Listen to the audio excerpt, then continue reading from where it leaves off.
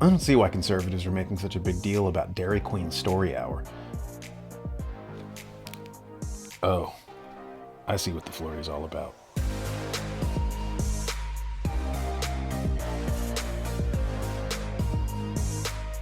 I just had to fly up to headquarters to do a live stream. I can't lie. I did kind of harbor the fear that the pilot might develop a blood clot and die during the flight. I scrunched up my eyes, prayed, and thankfully made it to my destination safely. It kind of unnerved me, though, when I got back to see the headline, American Eagle pilot dies after fainting during departure from Chicago O'Hare.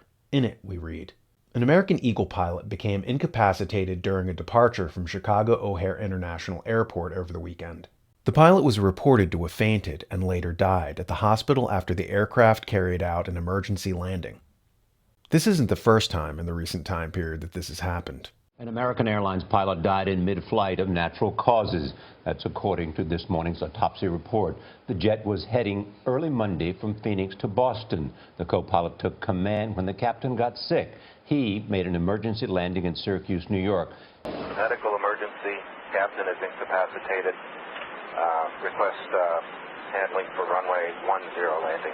That's the co-pilot of American Airlines Flight 550 preparing to divert to Syracuse, New York's airport. All right, are they going to have a way to get into the airplane quickly, or do we need to go to a gate?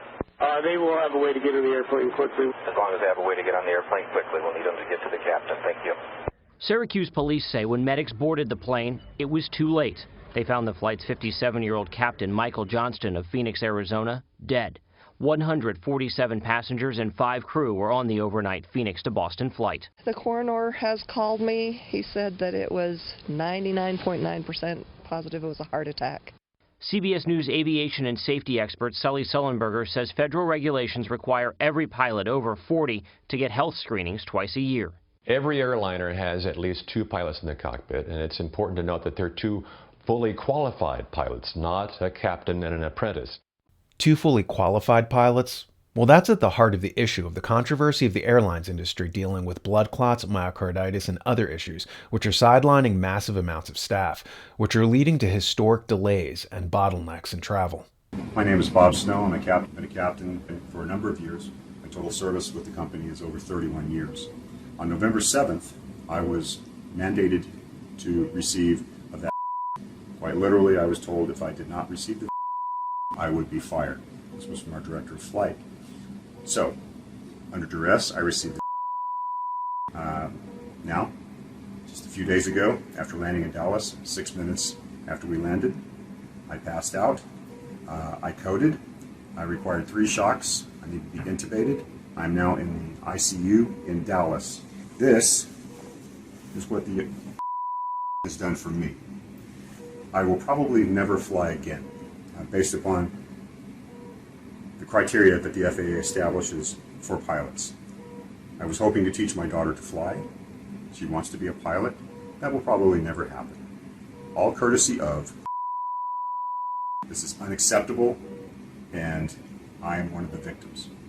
You can see that this is the actual result. Mandatory, no questions asked. Get or you're fired. This is not the American way. Their solution to the pilot shortage that they themselves caused? Doubling the number of flights by getting rid of the custom of having a pilot and a co-pilot and making every airplane operated by a single individual. See the article, Airlines Push for Lone Pilot Flights to Cut Costs Despite Safety Fears. Dozens of countries are pushing for single pilot operations. Hear that? That's not a disturbance in the force so much as the panic of a million risk management experts freaking out all at once. As you know, The New American has partnered with a platform called Locals recently. It's a for-pay platform where fans can help support the show for like $5. Think of it like seeing a street musician and throwing a few coins in his cup. Besides, if you sign up, I can stop selling my bootleg merch, like the Daniel Natal urinal cake. That was an even worse seller than the Daniel Natal in action figure. Turns out that kids didn't exactly care to see Daniel engaging in an action as he surfs the web, or engaging in an action as he watches TV. These were not big sellers. Embarrassingly, focus groups determined that the in-action figure in particular did slightly better when rebranded as the Daniel Natal Voodoo Doll.